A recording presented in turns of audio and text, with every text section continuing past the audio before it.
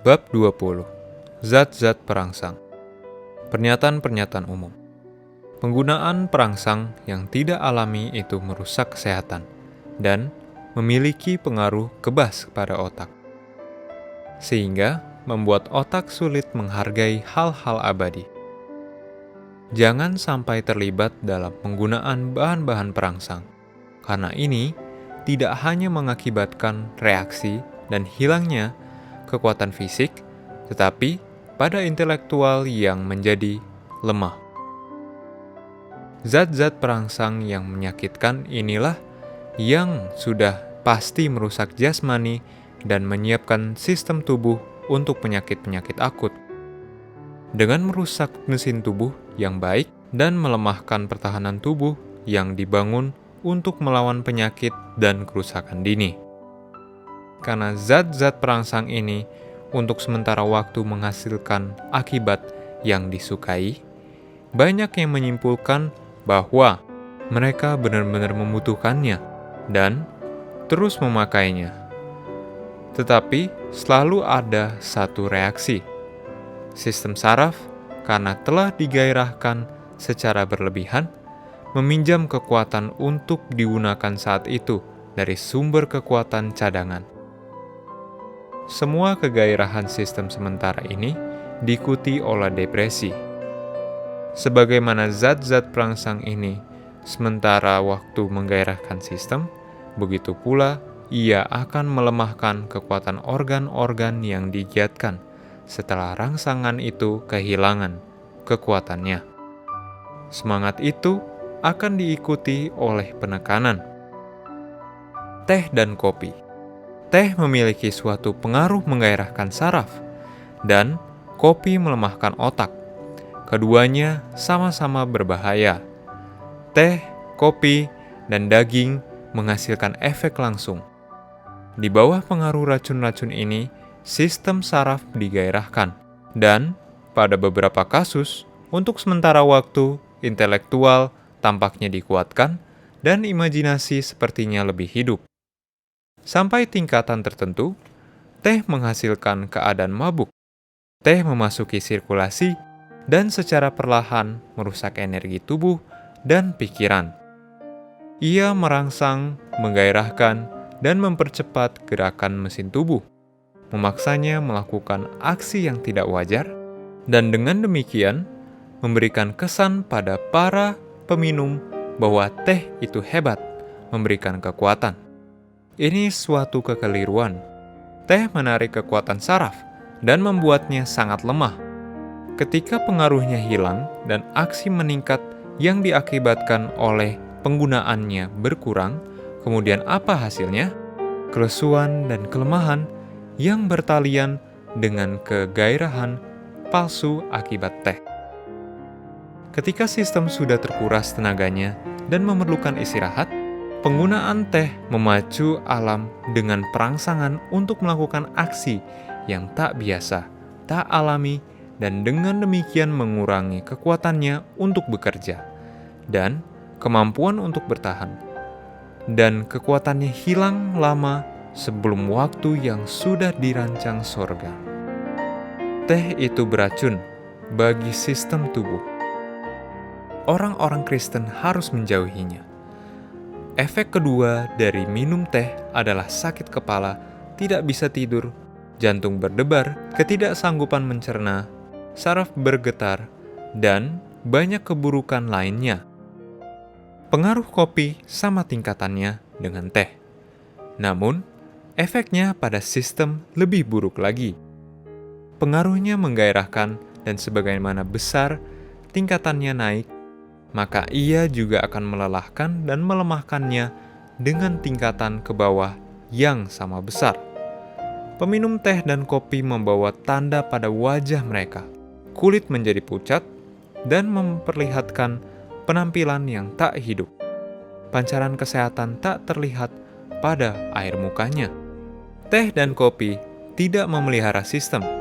Kelegaan yang diperoleh darinya itu tiba-tiba, sebelum lambung memiliki waktu untuk mencernanya.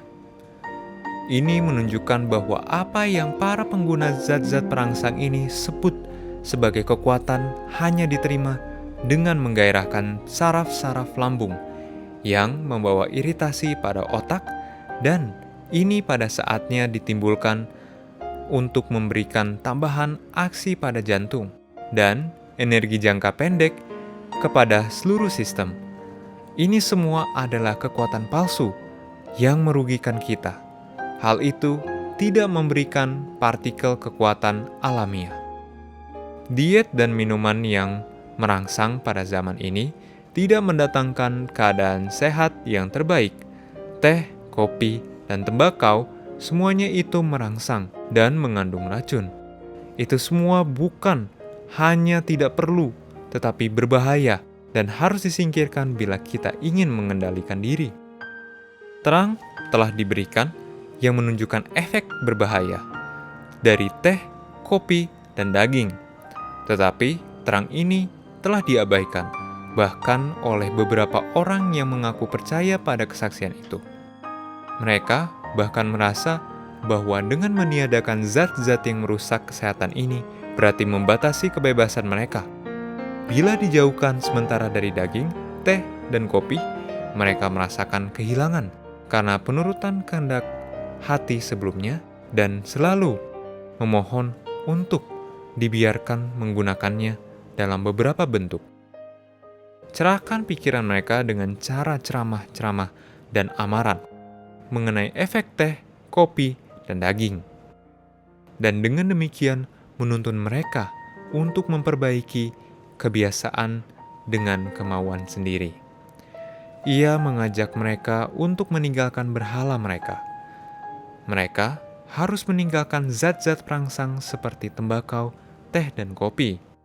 Daging yang sangat berbumbu dan teh serta kopi yang dianjurkan oleh beberapa ibu untuk digunakan anak-anak mereka, menyiapkan mereka untuk menginginkan lebih banyak zat perangsang seperti tembakau. Tembakau. Penggunaan tembakau mendorong selera untuk minuman keras, dan penggunaan tembakau dan minuman keras tanpa kecuali mengurangi kekuatan saraf. Dengan penggunaan minuman beralkohol dan narkotik, serta daging hewan berpenyakit, manusia telah mengubah dan melumpuhkan susunan ilahi Tuhan. Alam melakukan yang terbaik untuk mengeluarkan tembakau, obat beracun. Namun, seringkali ia terlalu keberatan, menyerah, dan hidup dikorbankan dalam konflik itu. Tembakau, dalam bentuk apapun ia digunakan, diperlihatkan oleh keadaan jasmani. Itu adalah racun yang lambat. Tembakau mempengaruhi otak dan melemahkan kepekaan agar pikiran tidak bisa melihat hal-hal rohani, terutama kebenaran yang akan memiliki kecenderungan untuk memperbaiki kegemaran yang merusak ini. Mereka yang menggunakan tembakau dalam berbagai bentuk tidak bersih di hadapan Bapa. Dalam kebiasaan cemar seperti itu adalah tidak mungkin bagi mereka untuk memuliakan Bapa dalam tubuh dan roh mereka, yang adalah miliknya. Dan sementara mereka menggunakan racun yang lambat dan pasti, yang sedang merusak kesehatan mereka dan merendahkan kemampuan pikiran, Bapa tidak bisa menyetujuinya. Ia mungkin bermurah hati kepada mereka selagi mereka larut dalam kebiasaan merusak, dalam mengabaikan bahaya yang sedang mengancam mereka. Tetapi ketika permasalahan itu dihadapkan kepada mereka dalam terang yang sesungguhnya, maka mereka bersalah di hadapan Bapa jika mereka terus larut dalam selera yang jahat ini. Tembakau adalah racun dengan jenis yang paling memperdayakan dan ganas. Setelah mengalami kegairahan, kemudian kelumpuhan mengenai saraf tubuh. Itu semua lebih berbahaya karena efeknya terhadap sistem begitu lambat dan pada awalnya hampir tidak terasa. Tembakau adalah racun yang lambat, membahayakan, dan efeknya jauh lebih sulit dibersihkan dari sistem tubuh daripada efek minuman keras. Penggunaan tembakau merupakan suatu kebiasaan yang seringkali mempengaruhi sistem saraf dalam cara yang lebih kuat daripada penggunaan alkohol. Ia mengikat korban dalam ikatan perbudakan yang lebih kuat daripada cangkir yang memabukkan. Kebiasaannya lebih sulit ditaklukkan. Dalam banyak kasus, tubuh dan pikiran lebih menyeluruh teracuni dengan penggunaan tembakau daripada minuman keras. Karena itu, merupakan racun yang lebih halus. Tetap berada dalam gerbong kereta api atau dalam ruangan yang penuh sesak yang tidak berventilasi sepenuhnya, itu tidak menyenangkan. Kalau tidak berbahaya, di mana atmosfernya dipenuhi dengan minuman keras dan tembakau. Penghuninya memperlihatkan bukti dengan nafas dan pengeluaran tubuh bahwa sistem dipenuhi dengan racun minuman keras dan tembakau. Tembakau dan minuman keras membius dan mencemarkan si pemakai.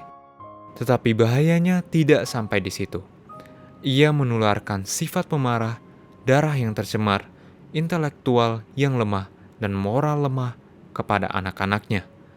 Dan membuatnya bertanggung jawab atas semua akibat buruk dari gaya hidupnya yang salah dan berfoya-foya itu pada keluarga dan komunitasnya. Tembakau dan minuman keras memabukkan dan menajiskan pengguna. Tapi, kejahatan tidak berhenti di sini. Dia mentransmisikan emosi marah, darah tercemar, memperlemah kecerdasan, dan moral yang lemah untuk anak-anaknya. Dan membuat dirinya bertanggung jawab atas semua hasil kejahatan yang dipelajarinya salah dan merisaukan hidup yang membawanya pada keluarganya dan masyarakat. Alkohol. Meja-meja warga Amerika biasanya disiapkan untuk menciptakan para pemabuk.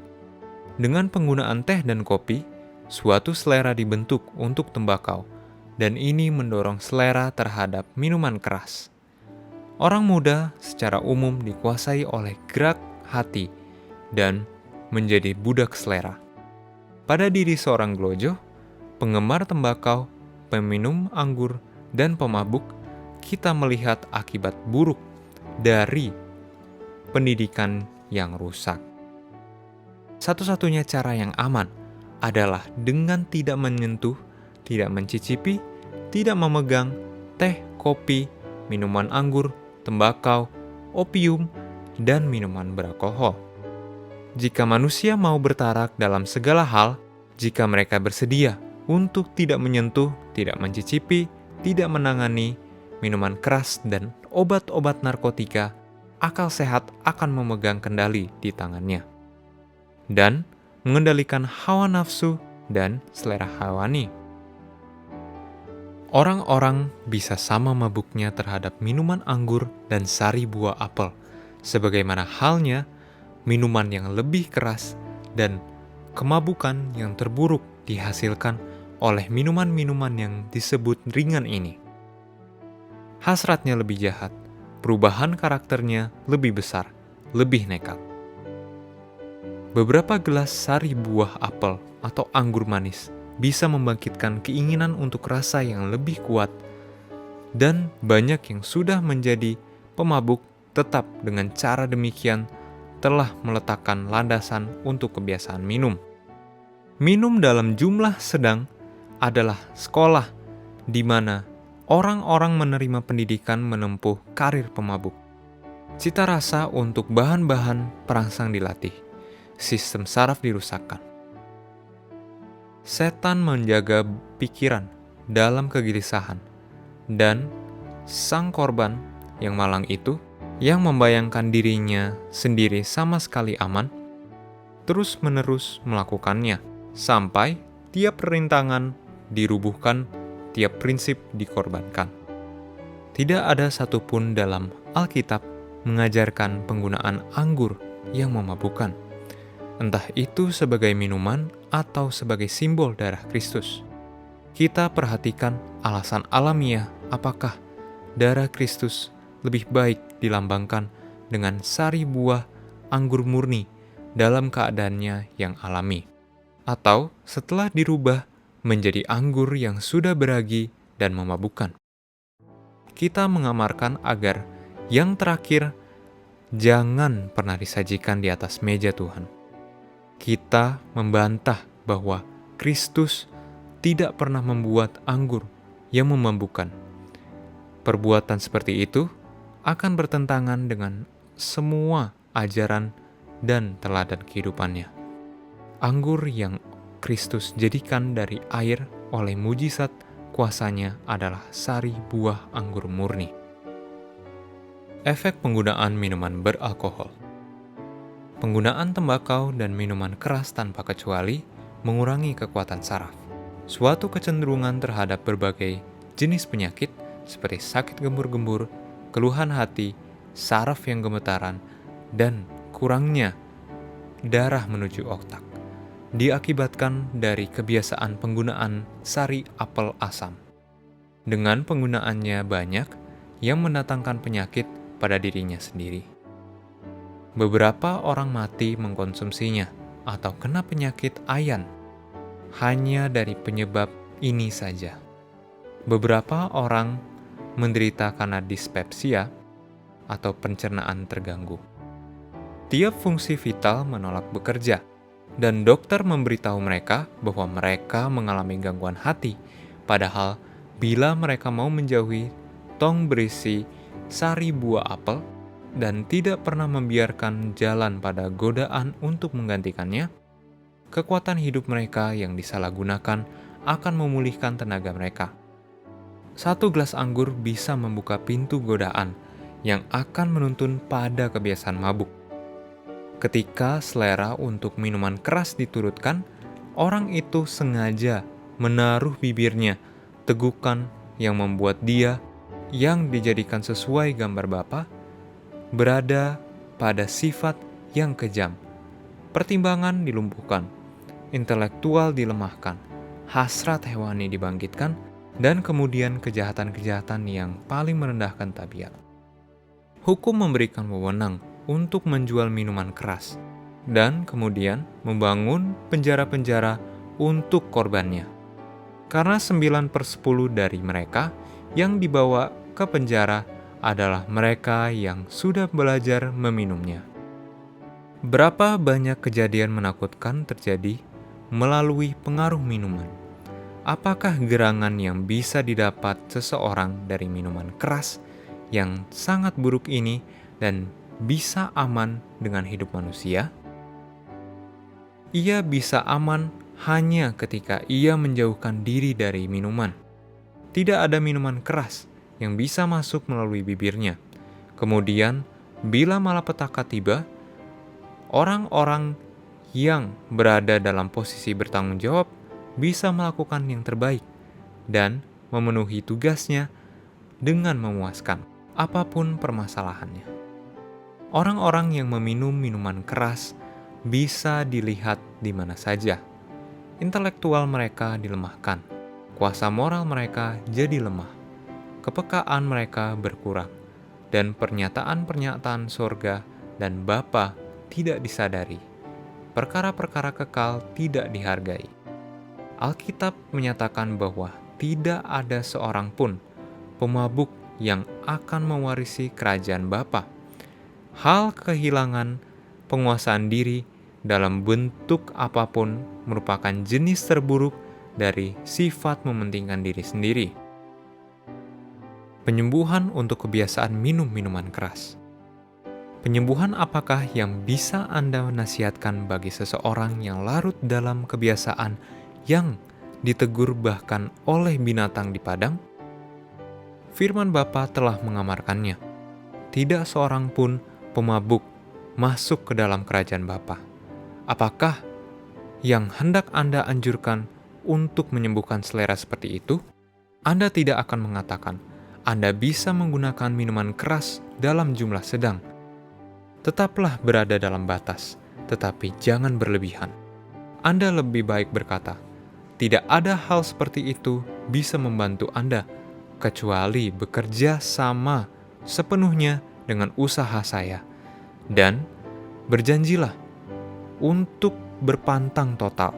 Oleh penurutan Anda telah menjadikan kebiasaan Anda nomor 2 dan tidak bisa dikendalikan kecuali kuasa moral dibangkitkan. Dan Anda memandang pada Yesus, percaya pada kasih karunia yang Ia akan berikan untuk menaklukkan hasrat yang tak wajar ini. Anda bisa berkata, Anda telah kehilangan pengendalian diri. Penurutan kehendak hati Anda bukan hanya dosa moral, tetapi sudah menjadi penyakit fisik. Anda bukanlah milik Anda sendiri. Anda ini adalah milik Bapa. Ia telah membeli Anda dengan harga tak terhingga. Dan tiap kemampuan seharusnya digunakan dalam pelayanannya. Jagalah tubuh Anda dalam kondisi sehat untuk melakukan kehendak-Nya. Jaga kecerdasan Anda jernih dan aktif berpikir secara tulus ikhlas dan secara kristis. Dan mengendalikan semua kekuatan Anda. Alkohol dalam penyakit. Cita rasa yang diciptakan untuk racun kotor yang menjijikan, tembakau menuntun pada keinginan terhadap perangsang yang lebih kuat, seperti minuman keras yang didapatkan dari satu permintaan atau lainnya, untuk beberapa kelemahan bayangan atau untuk mencegah beberapa penyakit yang mungkin. Dengan menganjurkan teman-teman dan para tetangga meminum minuman keras demi kesehatan mereka, maka mereka berada dalam bahaya menjadi agen kehancuran sahabat-sahabat mereka. Para dokter bertanggung jawab karena telah menjadikan banyak pemabuk. Karena mengetahui minuman apa yang enak bagi para penggemarnya, mereka telah menerima tanggung jawab atas diri mereka sendiri karena telah meresepkannya kepada para pasien mereka. Sekiranya mereka membahas mulai dari penyebab sampai efeknya, mereka akan mengetahui zat perangsang itu akan memiliki efek yang sama pada masing-masing organ tubuh sebagaimana pada keseluruhan tubuh manusia. Alasan apakah yang diberikan pada dokter atas pengaruh yang mereka timbulkan dalam membuat para bapak dan ibu menjadi pemabuk? Mari kita lihat ke ruangan orang sakit di sana. Di sana berbaring seorang suami dan ayah, seorang pria yang menjadi berkat bagi masyarakat dan pada perkara bapa. Ia tiba-tiba jatuh sakit, panas demam masih membakarnya. Ia mendambakan air murni untuk melembabkan bibirnya yang panas, memuaskan dahaganya yang hebat, dan mendinginkan keningnya yang demam. Tetapi tidak, dokter melarang air. Rangsangan minuman keras diberikan, yang menambahkan bahan bakar pada panas itu. Untuk sementara, alam berjuang mendapatkan hak-haknya, dan akhirnya takluk. Ia menyerah, dan kematian membebaskan sang menderita. Mereka yang tidak mengendalikan selera dalam makan, bersalah dalam hal kehilangan penguasaan diri.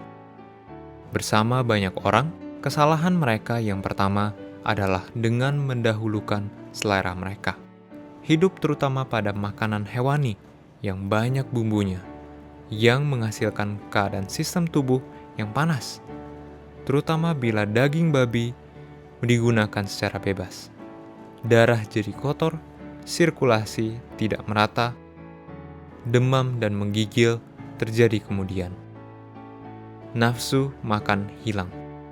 Mereka berpikir sesuatu harus dilakukan, dan barangkali minuman yang lebih keras, dan sementara waktu merangsang, tetapi segera setelah pengaruh minuman yang sangat keras itu hilang, mereka tenggelam lebih dalam lagi. Dan penggunaan minuman yang sangat keras ini secara terus-menerus membuat mereka terus terangsang dan terpacu. Mereka mengira bahwa minuman yang sangat keras ini begitu bermanfaat bagi mereka sehingga mereka harus meneruskan penggunaannya. Setelah sesaat hilang pengaruhnya, Kemudian mereka menggunakan minuman yang lebih kuat lagi, sampai mereka terkuras habis.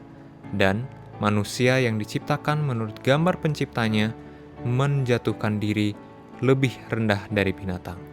Diperlukan waktu untuk menumpulkan kepekaan pikiran. Itu dilakukan secara perlahan tetapi pasti.